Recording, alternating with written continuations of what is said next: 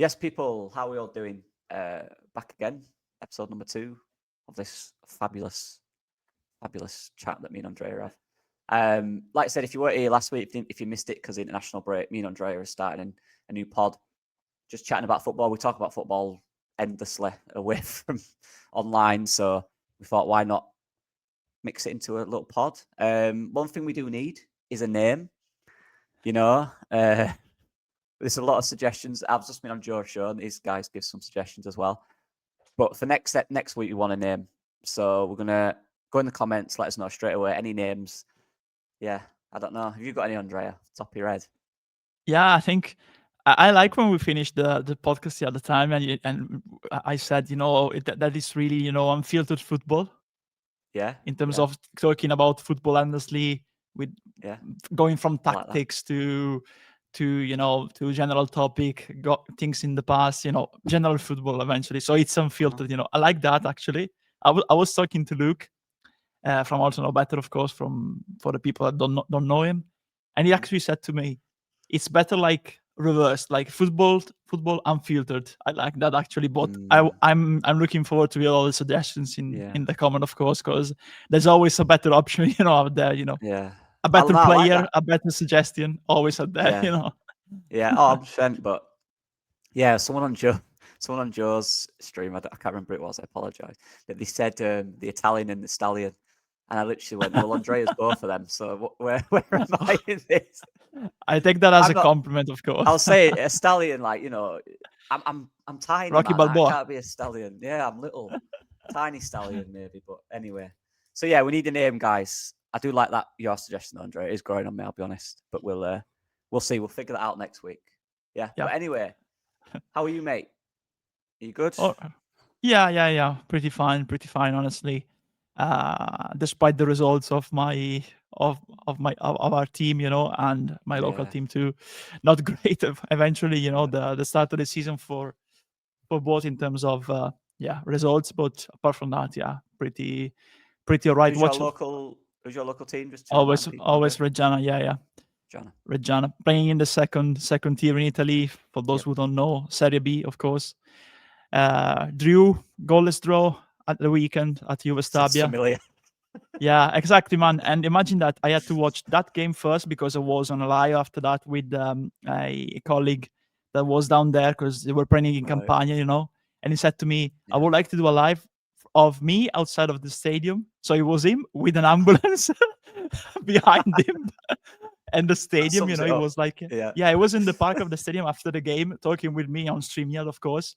But it was like this ambulance, not working, of course. It was just parked there behind him. Yeah. So I had to watch that game, 0-0. And it was already, that wasn't a great performance. But, the goal of Reggiana, of course, is staying up in Serie B. They have cut the budget of, they wanted to, got 1.8 million from the wages this season from the salary cap because the club is on sale. They were looking for a buyer. So, of course, the level of the squad has plummeted down, So the ultimate goal is staying up, of course, this season. So it was a valuable point considering how they played, and they played really bad. After that, watch Leeds. And I said, okay, this day is suddenly getting better, We're playing well, but we're not creating the chances. That's Fulham, at Craven Cottage. So I said, all right, I'll take the point again. 2 goalless draws, what have I done today to watch without a goal? Straight out, when I was thinking that Gudmundsson on goal, I said, I need to stop thinking. Honestly, I need to stop thinking because it was. Yeah, I don't usually do that, Andre. I turned it off when that goal went in. I just went, nah, I'm turning this off now. I'm gonna put some YouTube off, do some gaming or something. I'm done with football this week. Yeah, it was one of the worst own goals. I know it's an accident. I'm not blaming it. It happens, doesn't it? I've done things similar to that in football. It happens, man. It's just, it sums up us at the moment, doesn't it? Really. Yeah, it really sums it up, and it reminded me of Zaccardo on goal when I was a kid against the USA in the 2006 World Cup. Italy went on to win the World Cup that year, so maybe this own goal will bring us luck eventually, like it did with Italy, and it will mean that we win our league, and winning our league means staying up. Staying up, actually, our staying up will have the same significance and meaning like winning the league for me this season, honestly. But yeah, it was eventually very unfortunate. But yeah, he spoiled my day. I think he spoiled yours too. But yeah, we talk about me. I want to hear now about you. Okay. I know that you've been very, very busy with the new coaching experience that you're getting, coaching young players especially. So how is that going for you at the minute? And have you found some differences between your career, of course, in the scouting departments, in the scouting section of football, and the coaching part of football? Because, of course, they have a lot of differences, I think. Yeah, massive, mate. Scouting, well, more video scouting when you're doing it all remotely online. It's great because you don't have to interact with people. And if you're that type of person, it's excellent, Obviously, the biggest difference is that you're managing people. And this is why when people say you're always backing the manager, again, perspective, I don't know to his level, never close to the pressure he's under, but to a much watered down level, managing 20 people is very difficult. It's so hard. It's great. I love it. I do love it. What I will say, I absolutely enjoy it. If you do a session and it works and the players are loving it, they're enjoying it, but they're learning, there's nothing better. There's no better feeling, mate. I love it. When a player comes up to you and they say, look, it was a good session today, or a coach comes up to you and says, it was a good session today, it was really good, I like the idea. That's what you need it for. It's a learning experience, A lot of the times it doesn't go as you envision in your brain. If there's any young coaches out there or older coaches who have started it, don't expect everything to go perfect. It won't. A lot of the times it will go wrong. And I remember in my UEFA C when I went on that, and I've done a little bit of, coaching there, but a lot of my experience came from analysis at that point. And they always said to me, the coaches, they always said, it will go wrong. That's fine. I'm like, will it? It does. It goes Trust wrong. The process. Trust the process, yeah. But you learn so much. I had a session yesterday with the young uns. It was chaotic. Didn't get the points I wanted to get across. Worked great. But next week now, I know going into next week how to progress that, how to learn, how to manage this group of players. And the ranges are weird as well, because for me personally, I love when we do the 14 to 16-year-olds. I love it. I absolutely love it. That's what I found my passion is, I think, mate. I want to work with people that age.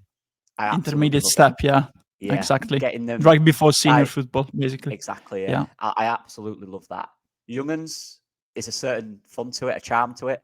But yeah, I don't want that to be my long-term future. Some people love it. I love you've got these kids who are starting out their journey and you've got responsibility to help them get through the first few years of football. I love that side of it. I do. But when I'm coaching the 14 to 16-year-olds, I'm more into it. I'm more in coach mode, not teacher mode. Do you know what I mean? So you're talking about the tactical details, the technical details. I love it, man. So yeah, it's good fun. Coaching's great. Honestly, if anyone wants to do it, I'd advise just going out and doing it. You can do your level 1, your introduction, your FA level 1 introduction for free online. That's a good introduction. That get you into any kind of local grassroots team, and then advance it from there. Do your UEFA C, do your UEFA B, all that stuff. That costs money though, but yeah, it's great, man. I love it, and are always quite. The reason I did analysis because I didn't want that pressure as a coach. I like to reflect and watch football from a different perspective. Same with scouting. You've got a big role finding players. I like finding players that fit a certain system. But now I've done this, I think coaching could overtake them both, mate, to be honest. I love it. Yeah, because it's the a segment for me and is progression day by day. Yeah. Exactly, man. And I don't know how far I want to go. I don't know if I want to be a head coach in a professional league, maybe assistant. I'll speak to Joe about that, actually. No, I'd be too emotionally invested at this point. Yeah, exactly. I won't be able to do it. As a coach, you'd know that most players, they wouldn't want it as much as you. I'd hate that.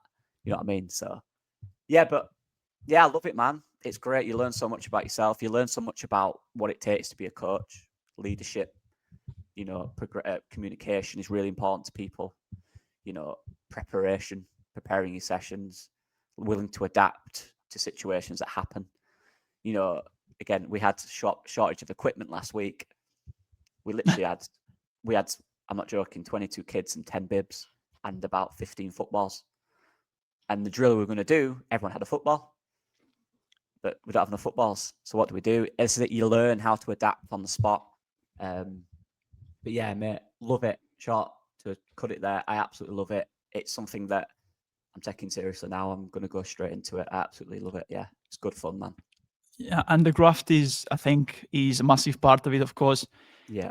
When I was at Reggiana, after every game, we used to go to have dinner, you know, in a local restaurant near the countryside, the hills region, you know, the hills part of our province here. And the manager was always part of that group, you know.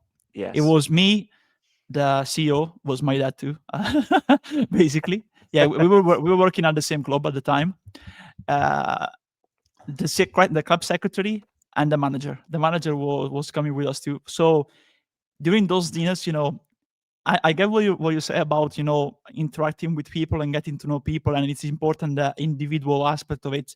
Because I remember the manager, Mauro Antonioni, now he's managing in Italian non-league still.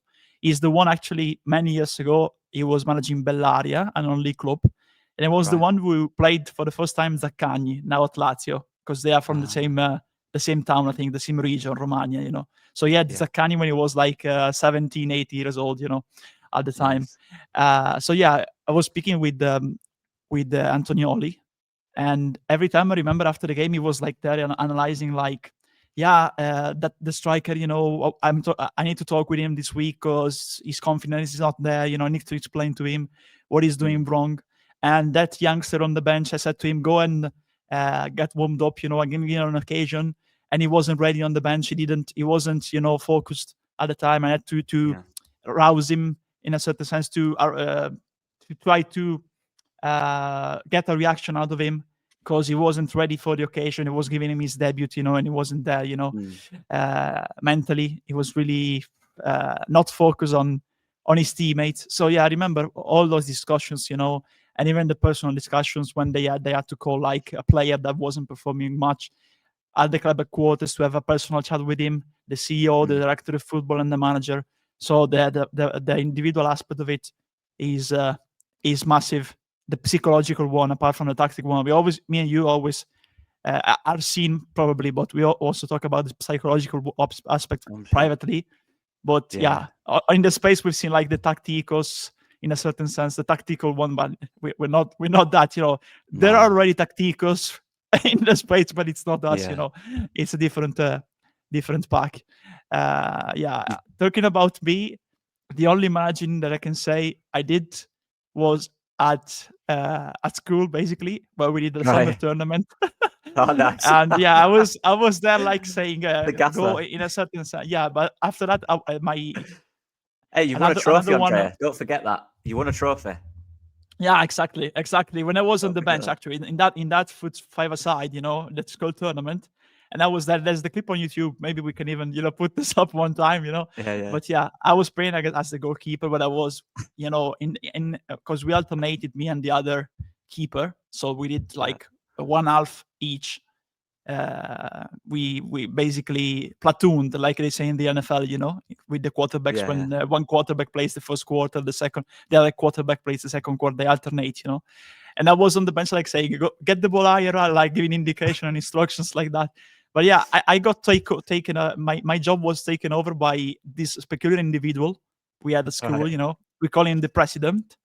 He was a classmate of my friends. You know, I was very close with him. Unfortunately, we're not in touch anymore, any one of us of our group with him, because he was really focused in history in the past. You know, and he used to go to school every time with a jacket, proper elegant one, and a tie. Yeah.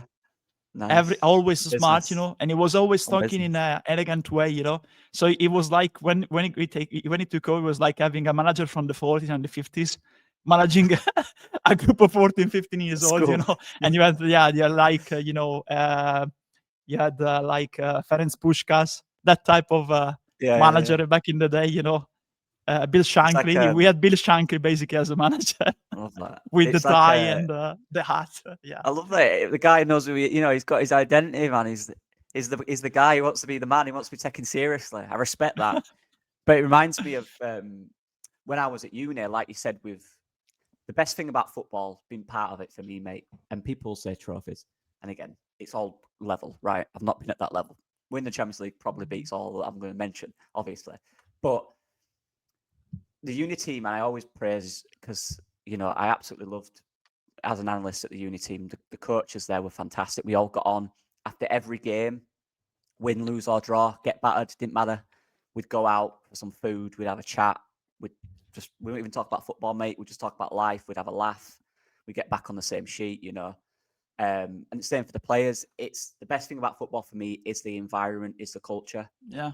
Everyone mentions 100%. it, but what is it? And it's hard to know what it is until you're in it. Do you know what I mean? And there's a lot of people watching this who have probably managed and played. And when the team is a culture and everyone's on the same in the same kind of wavelength, it's so good. The environment is excellent. You love going to training every day. You love going out for food. You love going to match days. If you lose, that it's fine. No one's going to fall out. Look, you disagree. You have arguments and stuff, but it's fine. Everyone gets on, So that's like what you said there. The culture is great. And you can tell when a football team has a strong culture. You can just tell on the pitch. They don't give up on each other. They don't over exaggerate what happens. It's all very good. So, yeah, I absolutely love the culture side of football. Being part of a team is, for me, the best feeling. I absolutely love it. And when you win in the changing room after, it's the best feeling in the world. Yeah, Genuinely. absolutely. I remember I mentioned this so many times, but when we beat our academy team at uni, our first team, who had academy players, like non-league players, internationals, by the way, we beat them. And that night and that in the changing room and that feeling the evening after when we went out, nothing better. You feel like champions. So when people talk about it's all about winning trophies, it isn't for me. It's about winning generally. It's about the culture and getting a winning culture. You can win one game. That feeling is so good because you put so much work into that as well every week. Every second of your day, mainly, that's what it felt like, goes into getting a result. So much goes into it, man. I love it. I absolutely love it. Yeah, absolutely. And I remember one of my best memories in football, honestly, is something like that. When that season at Reggiana, 2018-2019, we were 4 points behind the league leaders, Modena, local rivals to big rivals, because the first rival is Parma and the second rival is Modena. So when they were losing their home game, we were away at Vogarese, Oltrepo Voghera, another 4th-tier side. We had like 500 away fans following us. So we go behind with a free kick from them. Then we score with a penalty. 96th minute of the game. Very scrappy inside of the box. Header. The keeper touches the ball, but touches the ball into the net. He sends it into the net. He cannot block it. Everybody goes berserk. We go to the dressing room to celebrate. Wait for the players. We are there. Everyone of the staff. Yeah. We broke the door. Basically, we broke the door of the dressing room.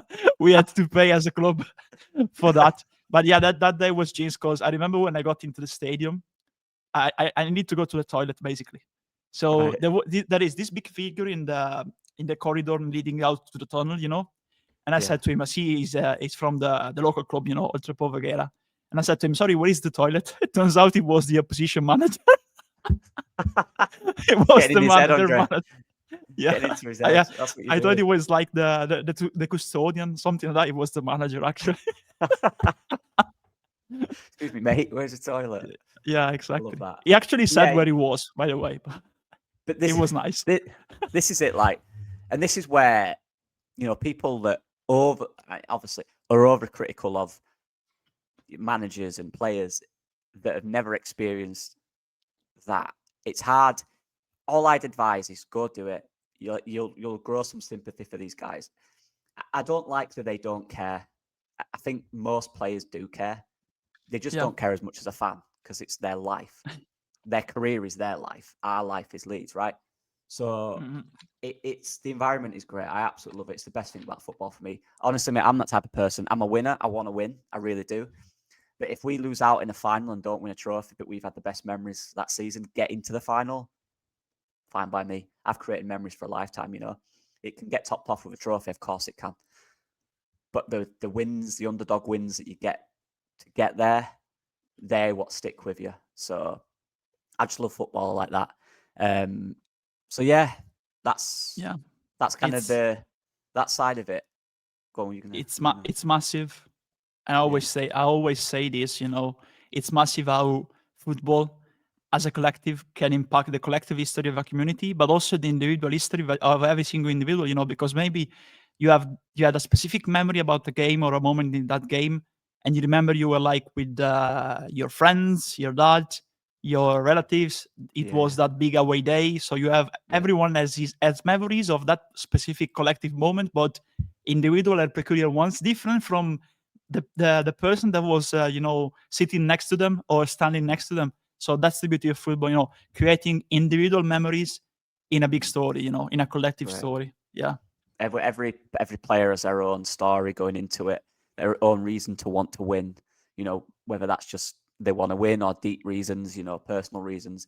But you learn about them people, you learn about them players, you learn about their reasons to want to win, and you feel that, and that's why you want to put every single ounce you've got into doing your part. Yeah, I love it, man. I do. But yeah. Anyway, this football club that we, for some reason, chose to support, or didn't have a Yeah. choice in my case.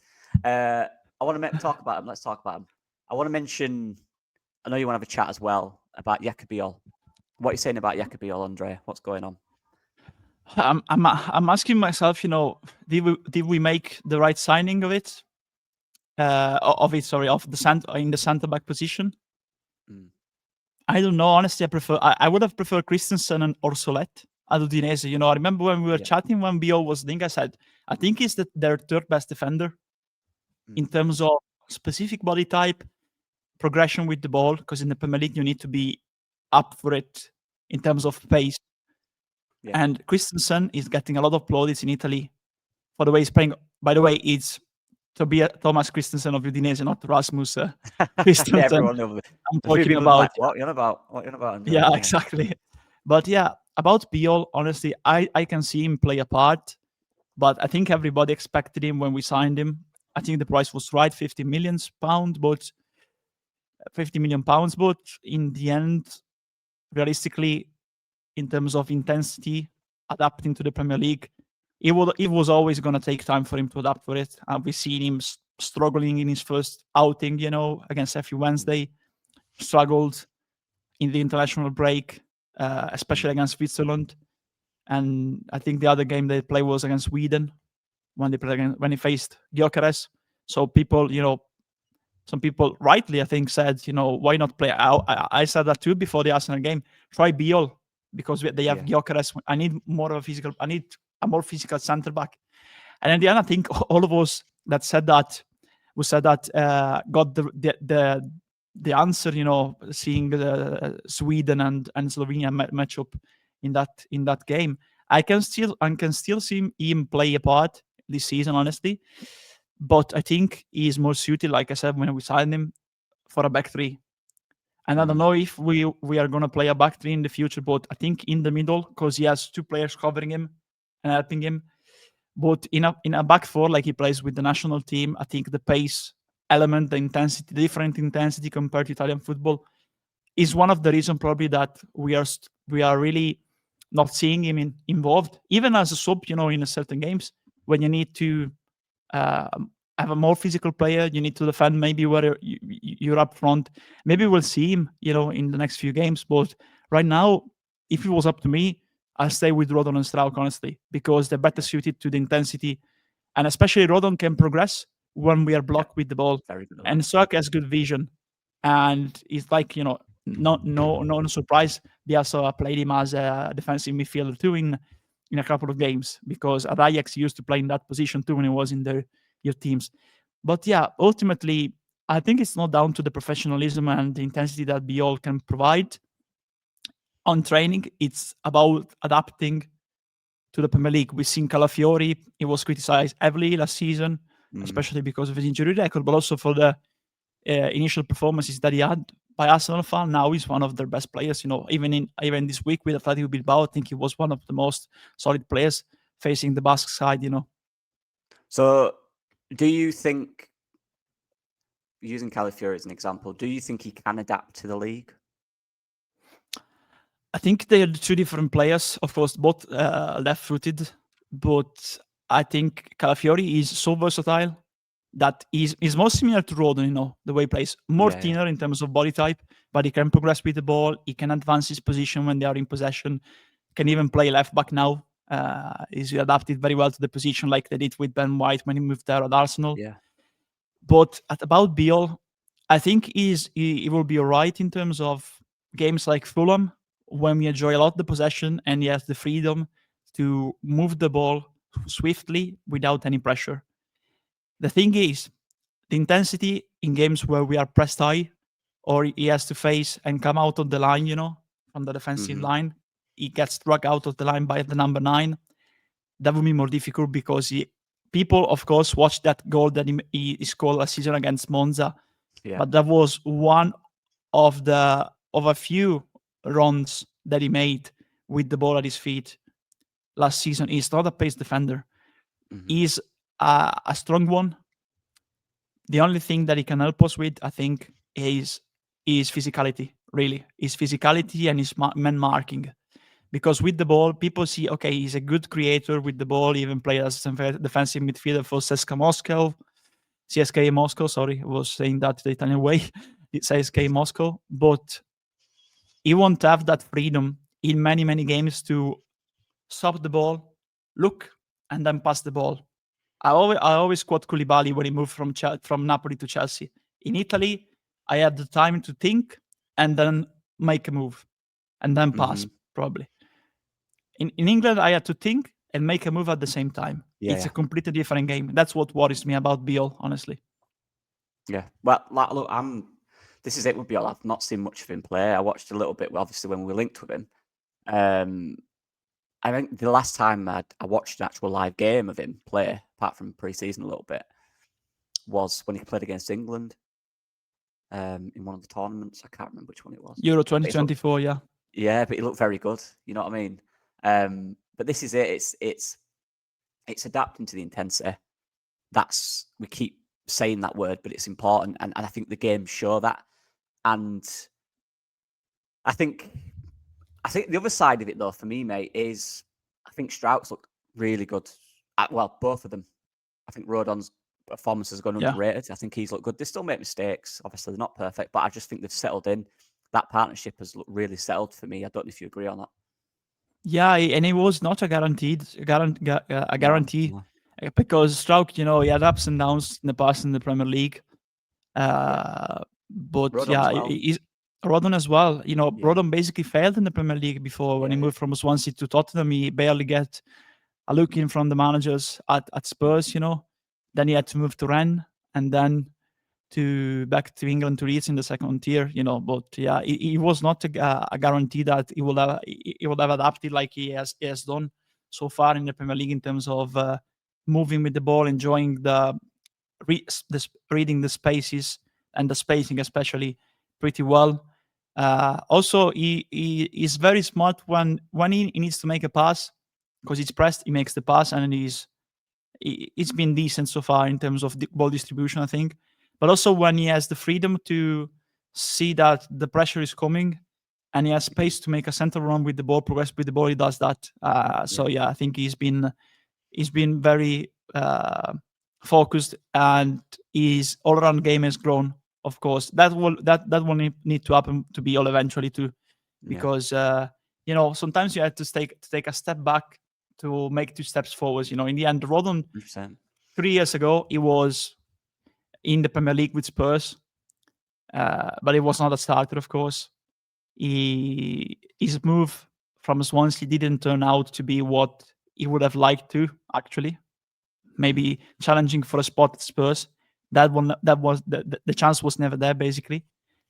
He went to Rennes, did all right for some games, But then the best decision that they could have made that year was, taking a loan, accepting a Yeah. loan to Leeds, challenging Yeah, for great move. promotion.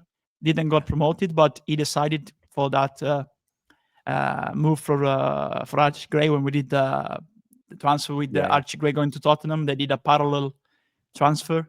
He decided to go to Leeds because he knew the setup, the system, the teammates already. And don't get me mistake, he could have stayed in the Premier League easily for me last season, honestly, Yeah, because there I were agree. like Ipswich, other teams, that eventually Southampton. I think he would have suited them, to be fair.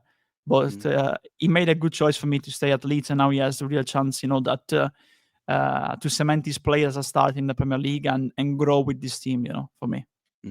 Yeah, I agree, mate. I've been really impressed with him. His ability to find a forward pass is consistently as well. He's quite good at it. He does it quite a lot.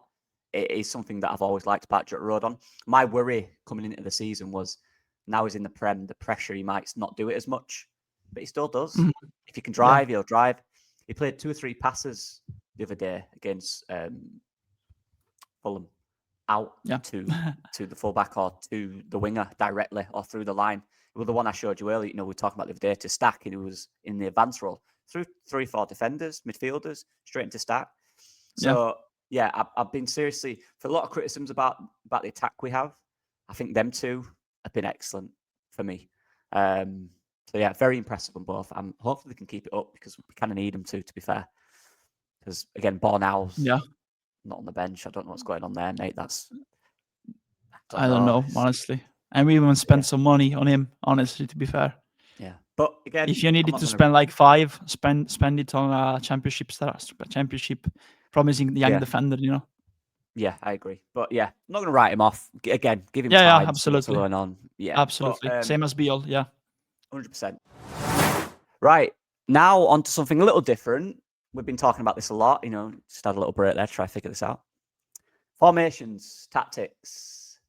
So obviously we know Leeds currently play 4-3-3. This was the formation in the last game. But the reason to do this, to be fair, and I know people say, Farker's not going to do it. That's not why we do this. We don't do this to try to predict the manager. We talk about football, what we want to see, or not even what we want to see, what we might think is interesting, something to try. This is why I love football. You can do stuff like this, and it's a good task. I enjoy it. I know Andrea loves it too. It's a challenge, right? Try and figure out how we can get the best out of these players. So, Andrea, current midfield and our shape and our attack, what's the issue for you, and how do you think we can change it? It's a $1 million question, I think, in the end, because I think the setup, if I look at the defense and the midfield, is solid. The problem is that from on the right of Stark and Longstaff, you have Okafor, Calvert-Lewin, and Aronson. And the problem is, if I look at it, you have an attacking midfielder, Aronson, playing as a right winger. Yeah. And he's not a 1v1 player, so he will honestly help the midfield more than help the attack, So he will go more towards the left in this case, looking at this this pitch, go inside, try to get back, more defensive minded, in a certain sense. It kind of works in kind of this area, doesn't it, Aronson? Exactly. Yeah. And the problem is that if Aronson does that, you expect Bogle to help more on the attack. Yeah.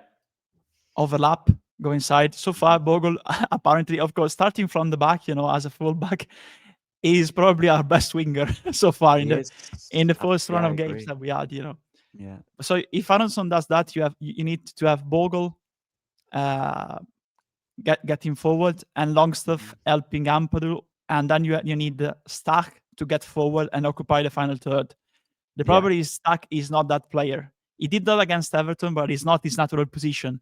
You need I watched during the week Union Saint-Gilloise, PSV Eindhoven against Union Saint-Gilloise. They have a number 10 El Hadji that will go to a big club 100%. They won 3-1.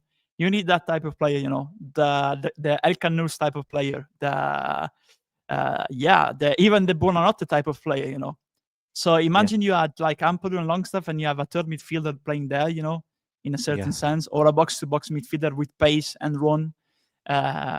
Elliot Anderson, for example, that type of player. Yes. Love Elliot Going there, Anderson. Exactly. I Yeah. had him in a FIFA career years ago with Portsmouth when he was like a youngster.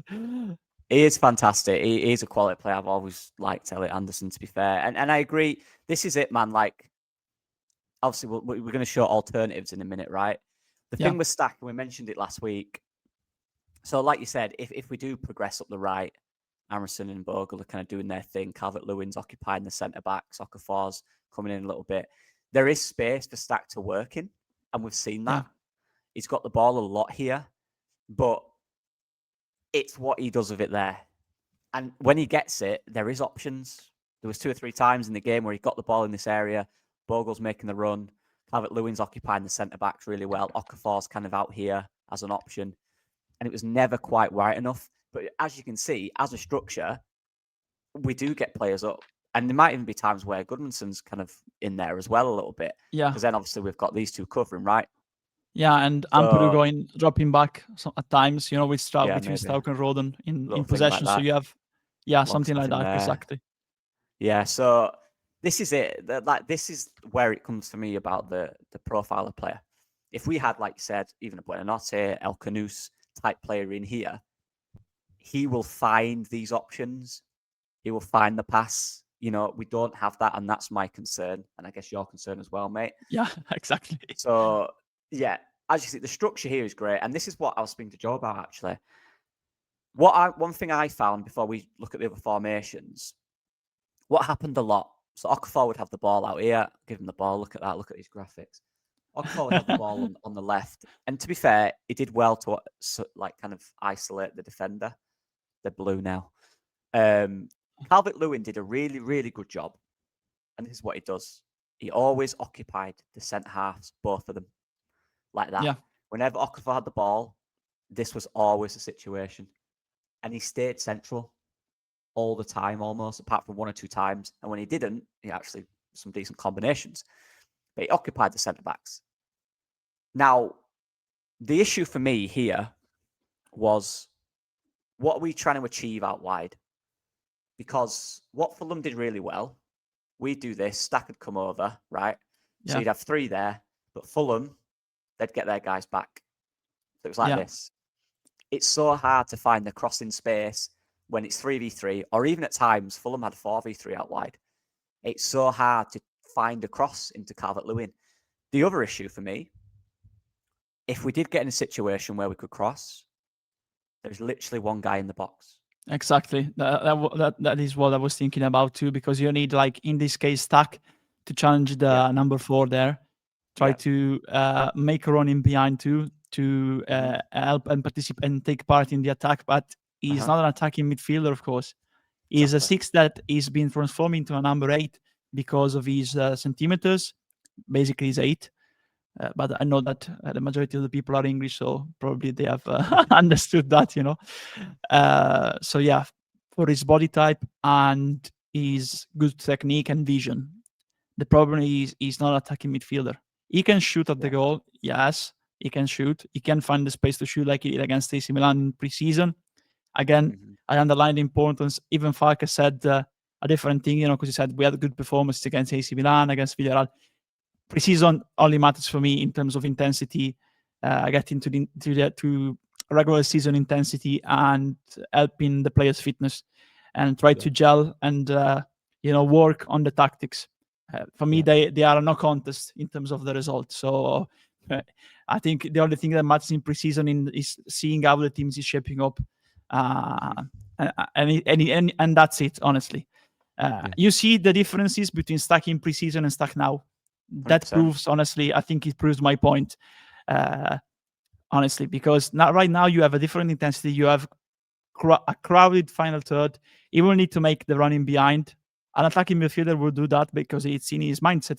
Stack is not an attacking midfielder, and if he goes higher, you just have long stuff on his own, and you are exposed to a counter attack there because the other player will need to strike back. In this case, is Aronson, of course, and Aronson, we know that he is very hardworking, but he's not a defender, in a certain sense. He has the pace, but in terms of body type, physicality, he's basically an attacking midfielder. But in 4-3-3, where do you see him? Honestly, I don't see him as a winger. The problem is I don't see him in a 4-3-3. I see him like an attacking midfielder in certain situations, in different formation, but not in this case. And another thing I think it was that you need Goodmanson, and he did actually at times get him more inside, but then Okafor needed to attack in behind the number one there, the blue pin. He did very rarely, honestly. Exactly, yeah. Without the ball. Give the ball to Goodmanson for a sec. Yeah. Passes the ball to Goodmanson, Okafor needs to sprint in behind because he can have the channel in the middle there. Behind the number one. He can attack in behind and can serve the ball in behind like they used to do in a specific game. I guess it was against Club Brugge with AC Milan. He did that. He can do that. Yes. I know that he can do that. So Noah, do it more because you can do that. Yeah. This is it, mate. He can do it. And this was my frustration with if we're leaving Calvert-Lewin centrally, that shows to me that we want to get the ball in the box, clearly, right? And they want him in there. And he'll always occupy two centre-backs because he's very good at doing that, is Calvert-Lewin. He always will be. But we didn't get in wide positions to create a crossing opportunity. Now, one thing I will say, though, on this side, we did. So Bogle is very good at 1v1, hence why we've got a lot of crossing opportunities. But the issues was the same. So, say if Bogle's out wide, Aronson did really well again. When it was this side, Aronson actually did really well at occupying Bassi. So Bassi was very tight to Aronson. And again, Aronson did them dunny runs. He did run into the side. And it just gave Bogle just 2 or 3 seconds to find a ball in the box, right? Yeah. But again, you've got one centre-back, and Tete, the right-back, was now the other guy on Calvert-Lewin. But they were the only guys in the box. I did a video on it, and the screenshots are there. So forget the midfield for a sec. This is where I saw Okafor in this position a lot. Here. When Bogle's about to cross, Okafor's here. Okafor should be here. Or here. Yeah. This Calvert-Lewin is occupying these centre-backs. Tete's position, who's number 2 here, is in between both. As a winger, this is your perfect opportunity to find a space in the box. If Aronken's creating space for Bogle, which he did, now get players in the box. This is the balance for me. Do we need in this situation for me? Maybe it's slightly naive, but if we want to score and we're doing a crossing system, we need more players than Calvert-Lewin as a target. Okafor needs to make that run. He's always at the edge. He needs to proper get in the box and commit behind Calvert-Lewin in these areas here. How many wingers score goals from these areas from crosses, mate? It's endless, right? Yeah. Also, I don't mind it if it's one fullback or one of the midfielders attacking the box. Staying like at the edge, on the edge of the box, like option outside of it, because you've still got 5 back. This is kind of my annoyance. Not annoyance. This is where we need to find the consistency in terms of if we're playing if we're playing crosses, if we're playing for crosses, if we want to get the ball into Calvert-Lewin in the box, these two for me, or you could maybe add a fullback in there instead of a midfielder, whichever one you wanted. In near the ball, near the edge, in these kind of areas here, Them two are the key, or same on the other side. So that's just my little annoyance. There's so many times where we got in good crossing areas, and it's just Calvert-Lewin in a dangerous area in the box, literally doing this, occupying 2 players like this. There was so much space, mate, for a ball in here. And there's also Sorry. Go on. Sorry. No, I was going to move on to the next part. So I don't know. Just one quick thing, then before we move to the next one. Look at the formation. That's an offensive formation, of course, when we are in possession. Exactly. But there's also another thing. It's also defensive formation because it allows you to have re-aggression on the first ball if you lose possession. Yeah. Straight into it. Maybe if you lose possession, you commit a foul to get yourself in shape back again. But you're able to have an instant press if you lose the ball because you already have the players there pressing them high and forcing them with the long ball to the wingers. So you have 1v1 situation. But especially, you don't allow yourself to have free spacing for them to get a vertical direct pass in the middle. If you have the proper players like stuck in the middle, covering outside of the box, ready to get the pass to shoot, or ready to have a pass to distribute to the other side and switch the side. It's also it's at the offensive formation, but also at the same time a defensive formation too. Because if you lose the ball, you have the shape to get instant pressure after you lose possession there. Exactly, mate. Yeah, 100% agree. And this is it. Because like you said, if you look at, like you say, if we lose it here, Bogle, they've got another obviously guy here. Bogle loses it, cross goes to him. You still got players around the ball, right? Rodon's very good at covering. If anything's down here, if there's a winger that's in this space here, just for example, winger in there, Kevin. Kevin, yeah, well, he's finished if it's Kevin. No, if there's a player down here, Rodon is pretty good at covering, or whether that's Longstaff, and Rodon's kind of covering these lines, and then Strauch's in here, Ampadu's in there. The only real outlet then is the ball to the other side of the pitch, which is where you need your fullback to get back. That's where you work as a team. But likewise, if you cross it and they win it here, you've got Stack, you've got Goodmanson, who can all work. So you're still compact, you're not split. So yeah, for me, get more guys in the box, get more guys in and around the box. And then if we do lose it, we're in a good position to win it back. But what I want to show, and what Andrea wants to show now, is different ideas, different formations we could try. So I'm going to do this, share this tab, make the screen big. Yeah. 4-4-2, Andrea. What are you saying? Yeah. I was trying to think about a different formation, honestly, because I think our wingers right now, you have Aronson, like I said. Okay, he was all right for it was good for a part of the game, I think, but he faded like Okafor too at Fulham, at Craven Cottage. Started well, but both of them, they faded. Our wingers are never consistent throughout the game. They are never on the edge. They have good moments in the game, but they are not a consistent threat. That's the problem. We've tried James, we've tried Nyonto, we've tried Okafor now, we've tried Aronson. That's that's the department we are missing, the GA, because that's the department that in our current system with a 4-3-3, that is the department, the wingers, that needs to provide the balls and the assists and also, interact, pass the ball to Calvert-Lewin and maybe sprint in behind, like we said about Okafor there, So absolutely, apart from missing the 9, we're also missing the distribution to the 9.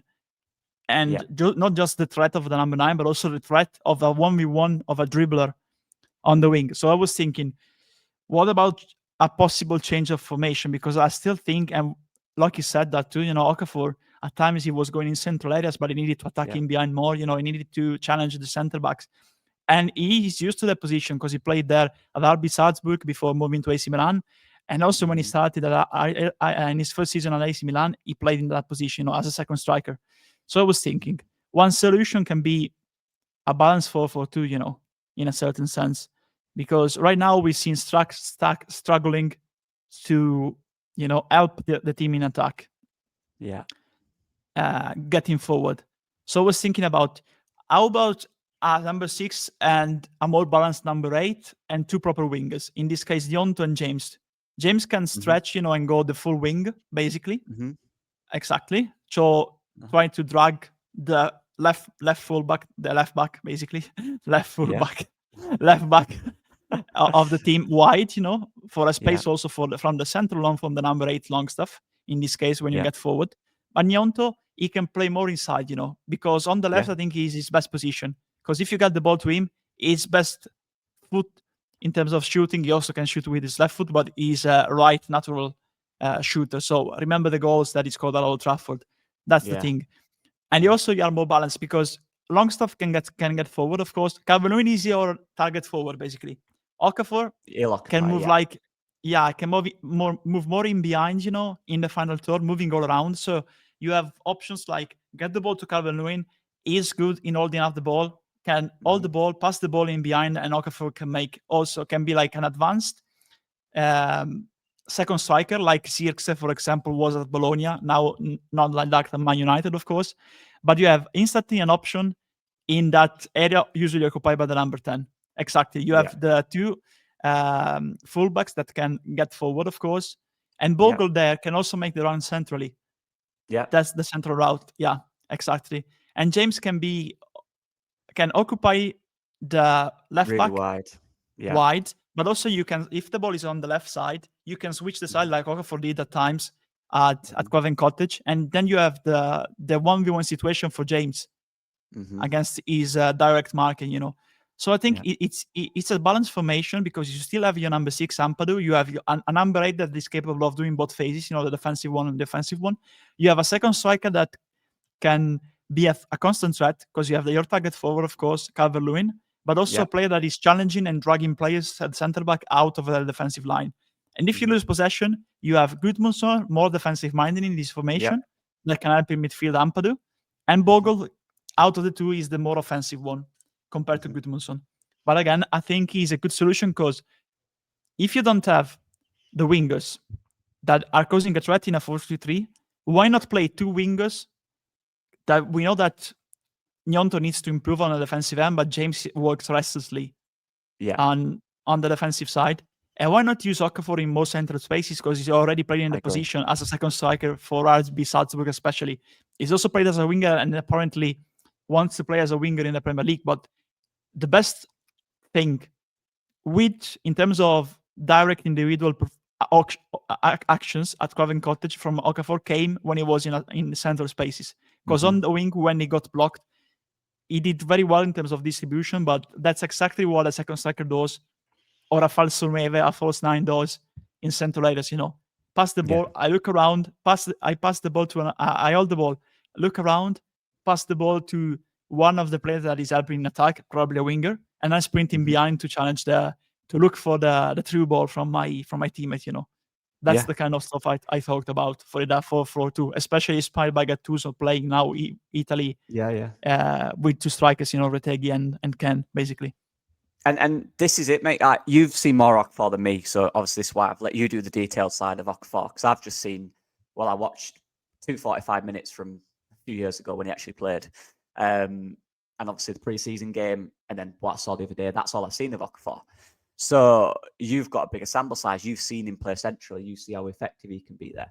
But like you said, it's a bit of freedom. People are like, he's just got to stand there in the 4-4-2. Like you said, you can be creative around here. Calvert-Lewin, what you've got to remember, Calvert-Lewin will always occupy centre-backs. That's his role, isn't it? He'll occupy centre-backs. He'll attack the box. Hold it up, quick 1-2. Yes, he can do that. He can run in behind. That's what he's good at. So if you have a player around him who is technical, quick, direct, can shoot, you will create it. Now, and again, if you've got a winger like Dan James who 1v1 knows what he's doing, he knows how to occupy the full-back, right? You're putting a lot of pressure on their back line because 2 centre-backs have been occupied by Calvert-Lewin. The left-back has to be occupied by James because he's very quick. You've got an attacking full-back in Bogle who can help out. Also, Gnonto, if he's on it, 1v1, cutting inside, combinations with Okafor, even Longstaff can get involved. There is options there, right? Again, Gudmundsson can attack, the balance there. Now, what people will say, and I think this is, fair, what about the 3 midfield? Why would get rid of that? So for me, I'll let you think as well, Andrea. For me, if you're thinking about it off the ball shape, because on the ball, I don't think it really matters because Ampadu doesn't really get involved in build-up. Off the ball, sorry. If they have it at the back here, say the centre-back has it, although you're 1 less in midfield, sorry, just moving these guys around.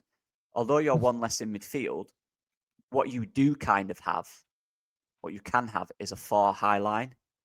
Or if they're a little deeper, you have 2 protecting the 2 in midfield. If you're playing a 4-3-3, you've got 1 striker, right, like this. 2 wingers.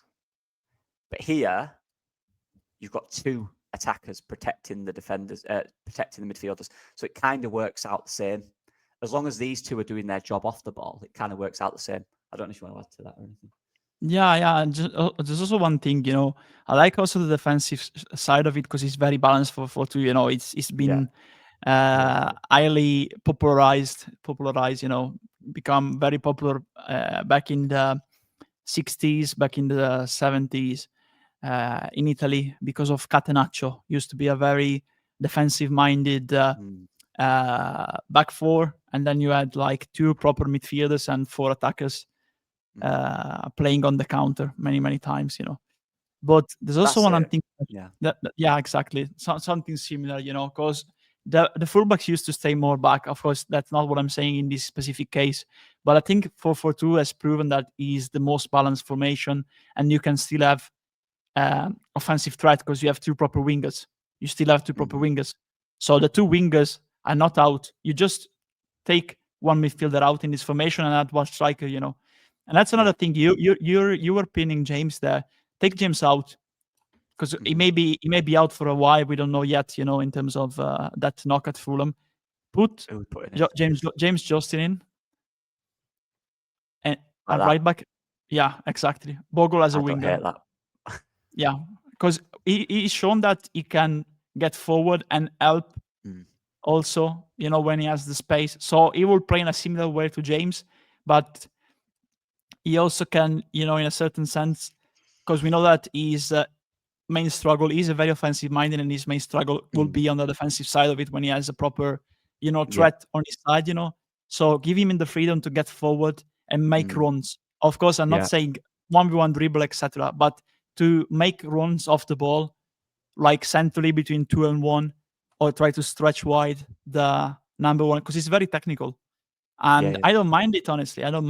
Because we've seen, at Inter Milan, Dumfries, we've seen many many wing backs, because I think Bogle is that good that he's not just a football, but also it will be a very good wing back with the back three. Even the freedom. Yeah, exactly. Frimpong as well, at Liverpool. You can give him the freedom to get forward and help. And you still have James Justin, who is a proven defender in the Premier League, to be more defensive minded like Gudmundsson. You still have the balance. You don't leave yourself exposed to overnumbering, in a certain sense, overpowering from the opposition, I think, if you lose the ball. One thing I also like about this, mate, just looking at how we can impact our subs. If we're playing one up front, I'm not looking at that going, Pirro can play one up front here and impact the game. If we're having two up front, I actually think our 4 strike, not ball now, sorry. But now? You've got to get him in somewhere, haven't we? Our 4 here, if you're with 2 up front, I don't mind a Metra and Okafor. I don't mind a Metra and Calvert-Lewin if Okafor's injured or not in. I think there's physicality there, and Metra's a good mover, underrated. He'll make these channel runs, he'll hold the ball up. Yeah. Calvert-Lewin can occupy. Metra can kind of bully people.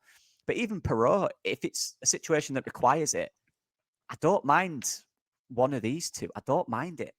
Because one thing Pirro will do, if the centre-backs have been occupied by Calvert-Lewin, Pirro will have a little bit more space. He can work in behind him. He did it really well at Swansea. One thing he was really good at was finding little spaces, shooting at the edge of the box, So I think as for a striker perspective, it works. But again, just to clarify, we're doing this because we enjoy it. We're not sitting here going, fuck, should do this. But obviously, Andre thinks, and I'm looking at this going, maybe it will work. But we've got to remember it takes time, right? You can't just change a formation in 1 week. Weeks and weeks of working on it. We're just having fun. We enjoy it. This is good fun. Looking at our players, how can we improve them? There's one more I want to look at, Andre. One more shape. And that is the back 3/back 5, whichever iteration you want to do.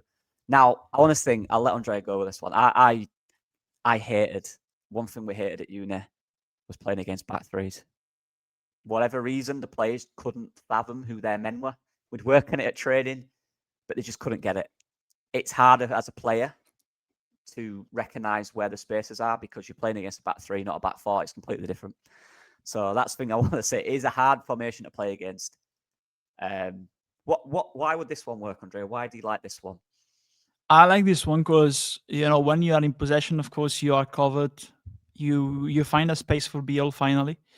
Because Struijk and Rodon, they can help in attack, like they did with Inter Milan with Inzaghi, when they had Bastoni on the left. In this case, that will be Struijk, passing the ball with Di Marco, then making the run off the ball and contributing in possession. Something that they used to do also at Atalanta under Gasperini, and one of the two midfielders will drop back. In this case, that will be Lampadu, like the Ron does at Atalanta, in a certain sense. But when you are in possession, you basically have the two wing backs, in this case Gudmundsson and Bogle, that can have the freedom, especially to exploit from the spaces on the wing. And that would help us in terms of still having a defensive presence with the 3 centre-back, a more physical one in the middle and 2 capable of playing the ball. One progressing, Rodon, and one with vision, Struijk, when in terms of playmaking, passing the ball with Ampadu, when Ampadu is pressed, you still have a creator in terms of player with vision. at the back. But when the ball is stuck in midfield, you have a number 10 here. Of course, our number 10, because we didn't sign one, will be Aronson in this case. Yeah. So we need to move behind the two strikers. And in certain cases, that formation, especially off the ball, when we are defending, that would be Okafor dropping more. And it would be like more with Okafor and Aronson behind Calvert-Lewin when you are not in possession. But when you are in possession, Okafor, Aronson will need to move a lot off the ball and free roam, also getting back between Longstaff and Ampolo, something that Franco Vasquez does with Cremonese, for example. Or, another example can be, Wirtz, used to do that a lot with Germany and Bayer Leverkusen, moving from the final third back to get the ball, like creating that kind of stuff, But then you have Okafor and Calvert-Lewin still challenging. You have the target forward, Calvert-Lewin, and another one capable of playing next to him and making the run in a certain sense. That is a system similar to what Atalanta played under Gasperini and now Rome, of course, because he's moved there. And also Inter Milan with Simone Inzaghi. They got to 2 Champions League finals with that system. Yeah. Despite not being the best side, to be fair, compared to other sides in Europe. But then there would be another thing, I think, for me. Of course, people might say, oh, okay, then you don't have a proper number 10. Yes, we don't have a proper number 10. Then you take Aronson out from this one, and you place, for example, Tanaka. Yeah. That is the system that Inter Milan plays. You have Ampadu, Longstaff, and Tanaka. I don't know if you want Longstaff on the right or basically... No. Ampadu in the middle, Longstaff maybe on the left or on the right, and then you have Tanaka as the third midfielder, basically. It's a 3-5-2, basically, yeah. And then you have, like, Longstaff and Tanaka are similar to what Inter does with now Sucic or Mkhitaryan and Barella. So you have a more pacey one with pace, capable of playing box-to-box, like Barella, in this case Tanaka. Yeah. A more... double-dimensional number 8, like Sucic or Mkhitaryan. They don't have pace as their best trait, but they can help also in the build-up if the number 6, and that would be Çalhanoğlu, and in this case Ampadu, is pressed. So it's a system very similar to what Inter Milan does. And then you have, looking at where the ball is, let's say, for example, the ball is to Rodon. Rodon passes the ball to Tanaka. Tanaka gets the ball, of course, after moving and getting in a free space. Then you have Gudmundsson making the run on the other side. Sorry, to stretch it. And you still have 2 strikers, Lautaro Martinez and Thuram for Inter, in this case Okafor and Calvert-Lewin. And you have a more physical one, Thuram, Calvert-Lewin, and one capable of moving all around in the final third. And in this case, it's Okafor, So it's system very common in Europe, especially in Serie A, with Inter, Atalanta, Udinese now too. And I think we have the players actually to play this. Yeah. What we don't have right now is 1v1 wingers. Yeah. So I think the system is right for 3-3, but we don't have the proper wingers to play right now because they're not making a difference. So this might be also another solution, Yeah. Do you know what I like, mate? I like these two together. This is my thing from all this. I think that if we can get Okafor fit in central space, like running in, whether that's running in central spaces or playing in central spaces. Sorry, I think these two can work really well. I can't speak, man. I think these two can work really well together. I think our full backs are very versatile, which helps in a back 3 or a back 4. I think they can do both roles really well. Like you said, our balancing centre back is good. Be all centre of that. But Strauch and Rodon can play back 3 or back 4 for me as well. And midfield balance is pretty good. We've got different types of players. We are just a little missing a 1v1 winger and a creator. And then you've got, if we had them two, mate, if we had them two, and obviously we're assuming Calvert-Lewin will stay fit in this situation, maybe a goal scorer as well. But talking about the build-up, if we had a creator and a one-on-one winger, for me, we can play any different formation. I think we have the players to do that. But we are lacking certain players, certain profiles, to play different formations, which is frustrating. And again, to clarify, this is just us looking at the team and how we believe maybe we can help each other at times, help the team.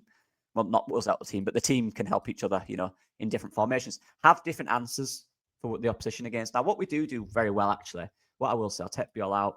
I'll bring in, who's it most likely to play? Stack, right? Tanaka's not in the team yet. What we do very well, we do actually build up quite a lot in a 3 at the back. So it'll either be Ampadu there, and, Bogle will obviously get high, Gunnarsson will get high, but we have our wingers very wide. Well, how many have I got here? I'm confusing myself. 3, 4. No, you have all of them. That's right. I know, yeah. We're missing one. Yeah, we're missing one, aren't we? Sorry. Yeah, exactly. So what we do very well in build-up is we have 3 at the back, and we did this in the Championship. So the midfielders role, what happened last year, one of the midfielders would go very high, Aronson would tuck in, or it'd be James usually, Bogle would get very high, and it kind of be like this in build-up. Last year, by the way, not this year. So we literally had 6 on their back line, and because we had progressive players in Strauch and Rodon who could get the ball into these midfield areas, this guy was usually Tanaka, and he'd just play a little bounce play, wouldn't he? He'd bounce it back to the centre backs if he had to. But the ball was always in here. And this is where we always had that'd be Firpo, Nonto, Allison, Firpo, and Solomon. Yeah, James, Bogle. And this was literally it. And then you'd have the cover here.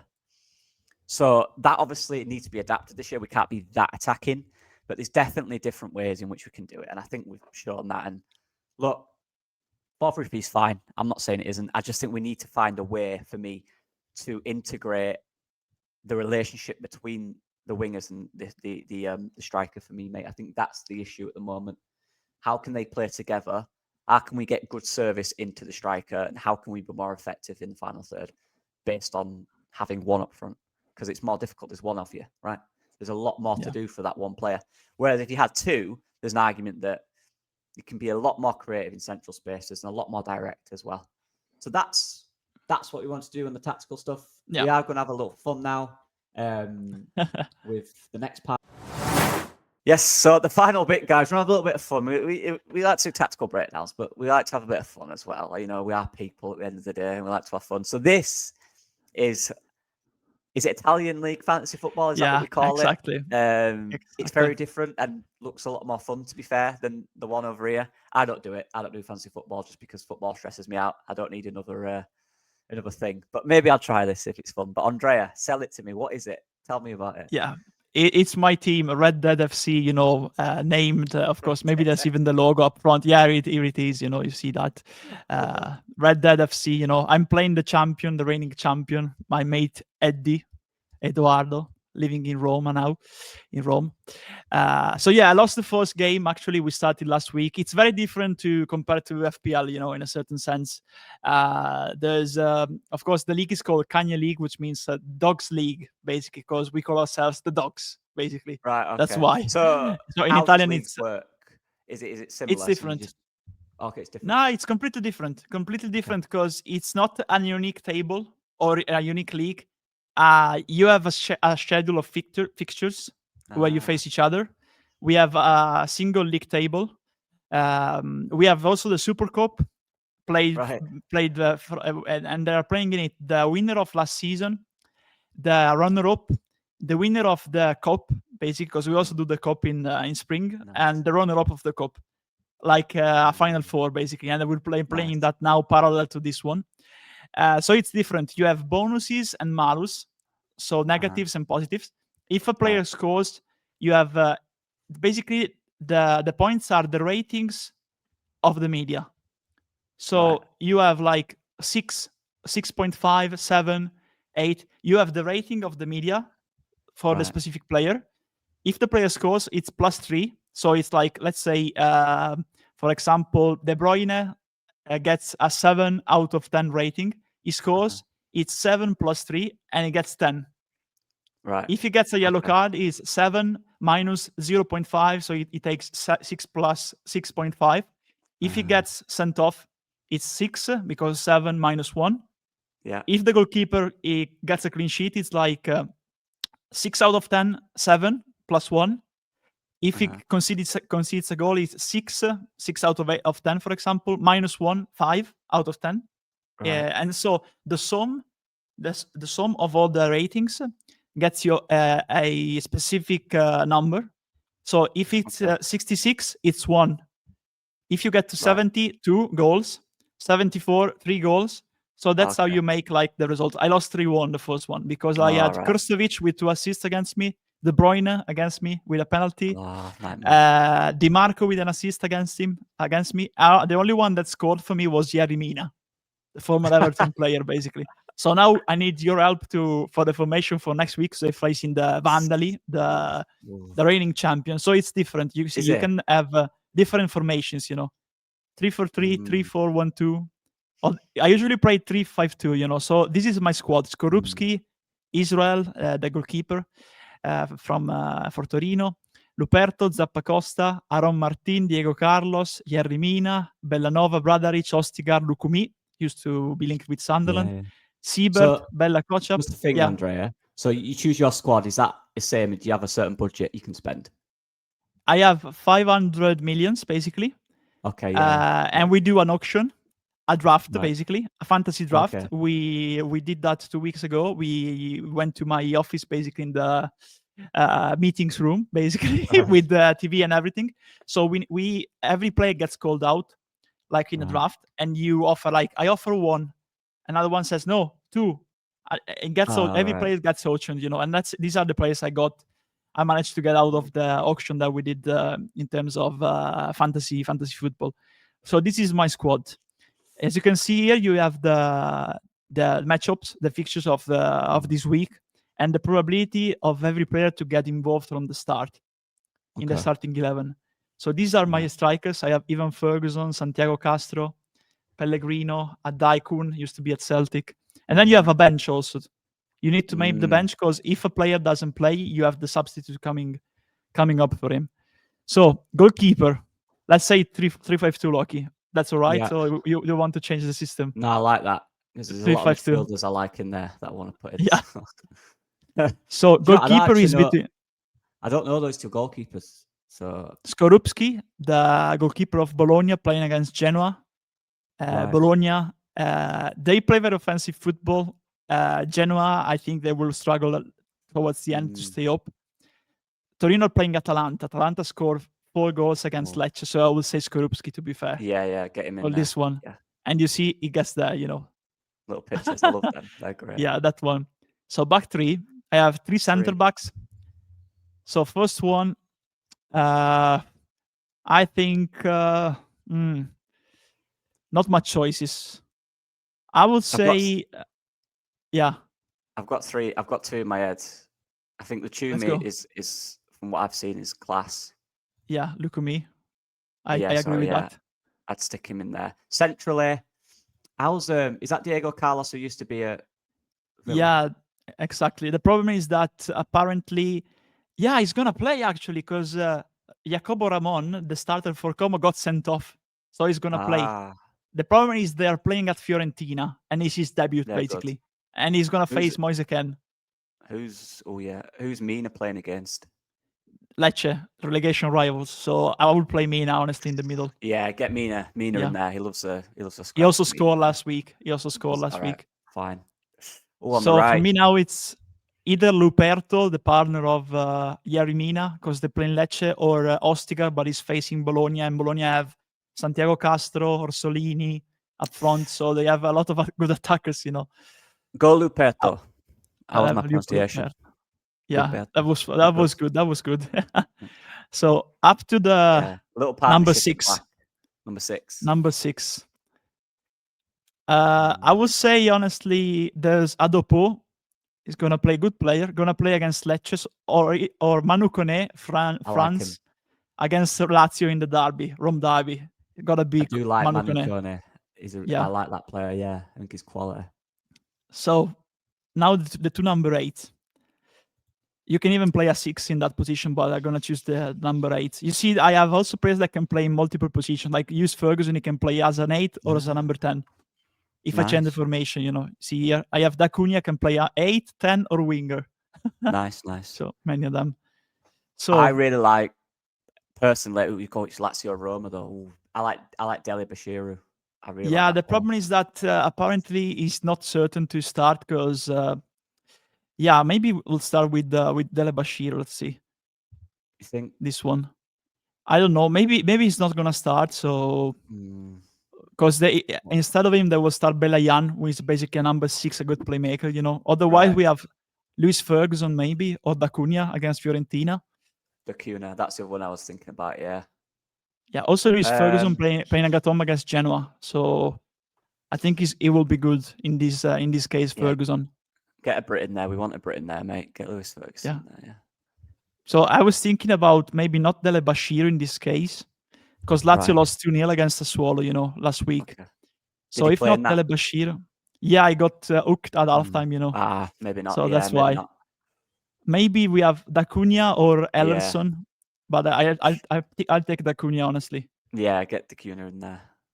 Yeah. I like. Then him. we have 2 wing backs, but one of them can play as a winger, in this one. So the W's and the A. I have Bellanova and Zappacosta of Torino, or Atalanta, sorry. Both of them used to play for Torino. Bradaric of Verona against Juve. I don't think so. Honestly, not Bradaric. And then you have, I think it's between also Nicolas Kuhn of Como against Fiorentina.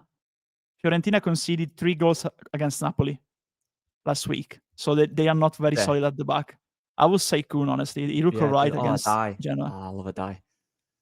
Oh, he's the backup of Kuhn. I took them both. Okay. So if one is not playing, I have the other one. How's the die doing, by the way? Just quickly, is he doing all right? He's never basically played right now because he's just arrived. Really? Right, wow. He's gonna play. He played Voivoda before a die. And then after that, Kuhn took over from the start last week against Genoa. Right. The other one here is between I think Bellanova, because Atalanta are always very offensive, Yeah. Or Aaron Martin of Genoa. I only know Zappacosta there. Yeah, it's the backup of Bellanova, so that's why I took him. Bellanova. All right. Front 2. Then the strikers. We have the Rome derby, and I think there's gotta be only one choice, Lazio against Roma, even Ferguson, I think. Absolutely 100%.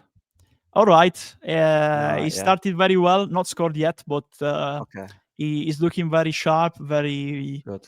Very well adapted to Serie A. The problem is that he's returned from Ireland at the weekend, so he only played 45 minutes because they went to Armenia, long trip. Yeah. So the final one, I think maybe we have your man. I think we need to play him this time. If I'm doing this, Andre, you're putting him in. I'm sorry. There's no. Because there's also Santiago Castro against Genoa at home. Openda. No, let's play Openda. Here he is. Here he is. So this is the starting 11. That's a great team, that is, by the way. Skorupski, Luco Mimina, Luperto, Bellanova, Ferguson, Manu Koneda, Cunha Kun, Openda, Ferguson. So let's put the sub in. I think Castro first one. Oh yeah, no. Get Castro first sub. Then Pellegrino, also good one. Yeah. Then Adopo, Sarmiento maybe against Parma. Yeah. Another one of your favorites, Him and Enciso. Yeah, Sarmiento. Sarmiento was a few years ago until he kind of didn't really impress, did he, that much? Adopo. Yeah. What about a die? Will he not get on? Die, you think? Maybe. Let's place him. Buxa against AC Milan. Like Dele Bashir, actually, yeah. Yeah, get Dele. Some center backs, Ostigard.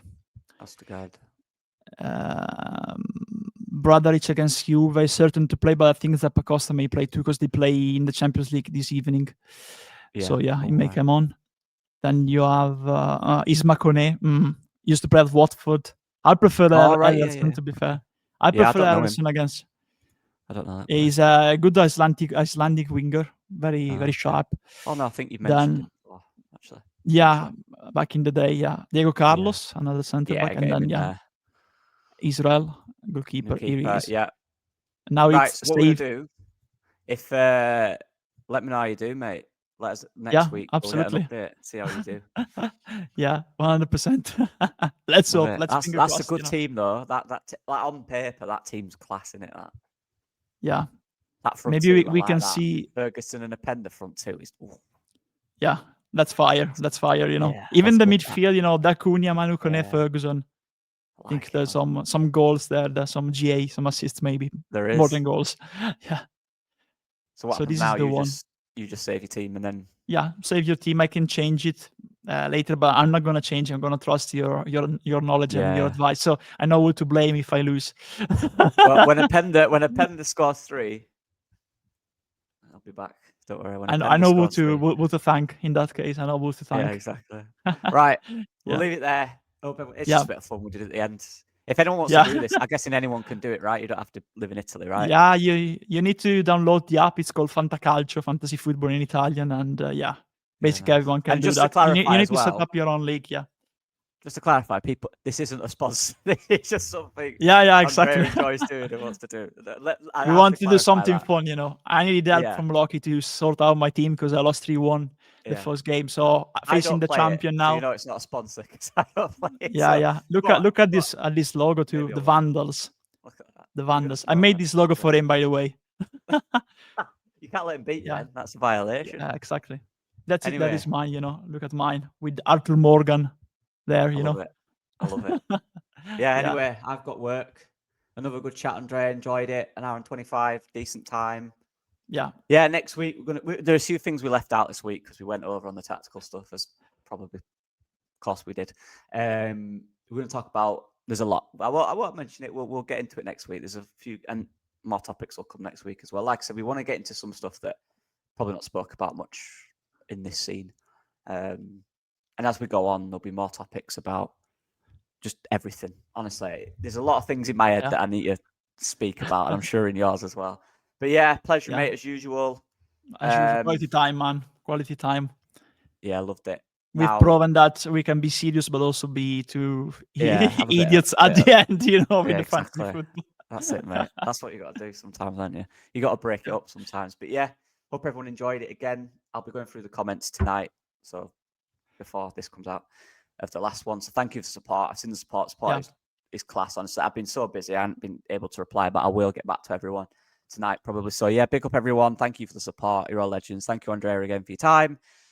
And we'll see you next